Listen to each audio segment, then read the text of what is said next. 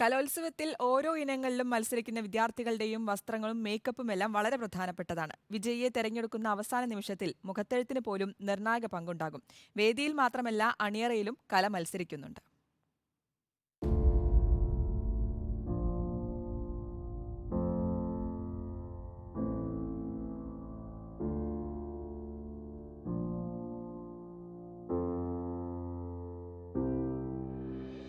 ഒരു ചിത്രകാരൻ ക്യാൻവാസിൽ നിറങ്ങൾ വരയ്ക്കുന്ന അതേ ജാഗ്രത. മനസ്സിനൊപ്പം കണ്ണും കൈയും ചലിക്കണം. വിരലുകൾ നൃത്തവേദിയിലേതുപോലെ അനായാസമായി നീങ്ങണം. കണ്ണുകൾക്ക് തിളക്കവും നെറ്റിക്ക് വിരിപ്പും നൽകണം.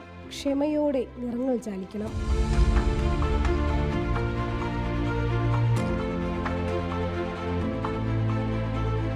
ചമയം കഴിയുമ്പോൾ മോഹിനിയാകണം, നാടോടിയാകണം, ചിലപ്പോൾ ഐതിഹ്യ കഥാപാത്രങ്ങളാകണം.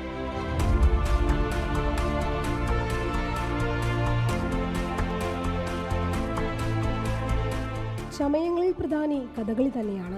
മുഖത്തെ ചുട്ടിക്കുത്താൻ ചുരുങ്ങിയത് 4 മണിക്കൂറെങ്കിലും വേണം. കഥകളി മേക്കപ്പ് 4 മണിക്കൂറോളം നീണ്ടു നിൽക്കുന്ന മേക്കപ്പാണ് കഥകളുടെ ഒരു മേക്കപ്പ്. ഇതിൽ ആദ്യത്തെ ഘട്ടം മുഖത്ത് തേപ്പാണ്.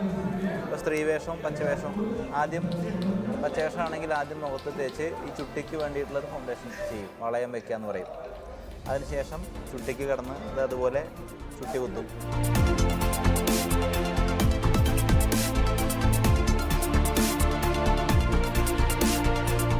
കലോത്സവ വേദികളിൽ നീണ്ട മണിക്കൂറുകൾ ഇരിക്കേണ്ടി വരും ചമയക്കാർക്ക്.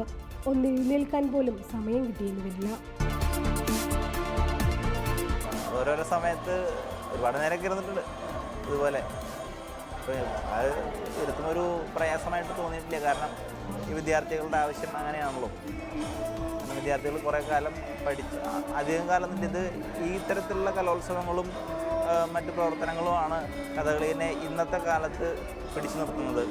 വേദിയിൽ മാത്രമല്ല, അണിയറയിലും കല മാറ്റുരയ്ക്കുകയാണ്.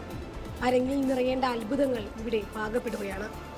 വീഡിയോ ജേർണലിസ്റ്റ് ഫെബിനൊപ്പം reporter Shruti S, in reporter.